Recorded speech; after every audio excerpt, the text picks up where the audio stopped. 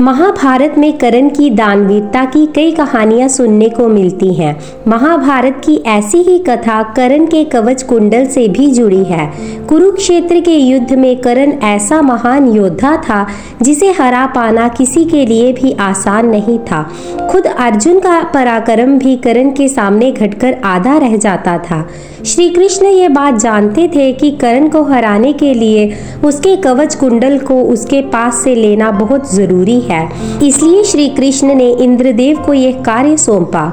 स्वर्ग के देवता देवराज इंद्र ने कर्ण के कवच कुंडल स्वर्ग ले जाने की कोशिश की, लेकिन अंत में हार मानकर समुद्र में छुपाने पड़े। आइए जानते हैं इंद्र ने कर्ण के कवच कुंडल कहाँ छुपाए थे।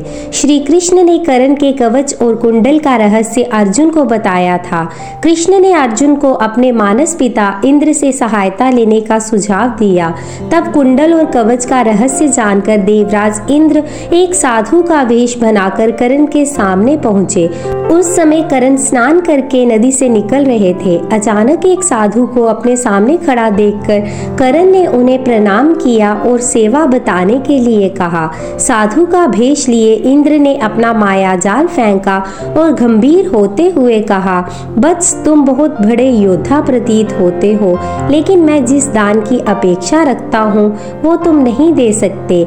साधु की बात सुनकर कर्ण ने उसे वचन दिया कि वे दान में जो कुछ भी पाने की इच्छा रखते हैं कर्ण उसे जरूर देंगे। कर्ण साधु बने देवराज इंद्र की बातों से अंदाजा लगा चुके थे कि सामने खड़ा साधु कोई साधारण व्यक्ति नहीं बल्कि किसी लक्ष्य के साथ आया कोई देवता है। फिर भी कर्ण ने साधु की बात का मान रखते हुए अपने कवच कुंडल निकालकर देवराज इंद्र को दान में दे दिए। कवच कुंडल को प्राप्त करने के बाद देवराज इंद्र अपने असली रूप में आ गए।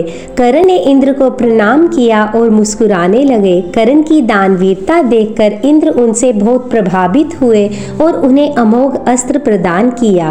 कर्ण को अमोघ अस्त्र भेंट करके इंद्र कवच कुंडल को लेकर स्वर्ग जाने लगे, लेकिन इंद्र जैसे ही कवच कुंडल को लेकर स्वर्ग की ओर प्रस्थान करते, कवच कुंडल जड़ अवस्था में एक जगह पर टिके रह जाते।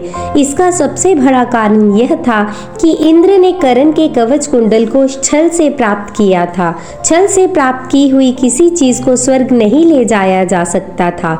छल से लेने के कारण कवच कुंडल में नकारात्मक ऊर्जा के कण भी आ चुके थे। इस कारण से इंद्र ने कर्ण के कवच कुंडल को समुद्र में छुपाने का निर्णय लिया। कर्ण के कवच कुंडल एक प्रकाशमय ऊर्जा कणों के रूप में थे, जिसे देवराज इंद्र ने रात्रि के समय समुद्र में छिपा दिया। चंद्रदेव ये पूरा दृश्य देख रहे थे, इसलिए उन्होंने कवच और कुंडल लेने का प्रयास किया, लेकिन तभी समुद्र देव ने उन्हें टोककर कहा, चंद्रदेव, कर्ण के ये कवच और कुंडल मेरे संरक्षण में है, इसलिए आप इसे बिना किसी अधिकार के नहीं ले सकते। सूर्य देव ने भी समुद्र देव का साथ दिया और हमेशा हमेशा के लिए इन कवच कुंडल के संरक्षण की जिम्मेदारी ली। मान्यता है कि इंद्र ने ओडिशा के पुरी के पास स्थित कोणार्क के समुद्र में कर्ण के कवच कुंडल को सूक्ष्म रूप से छुपाया था।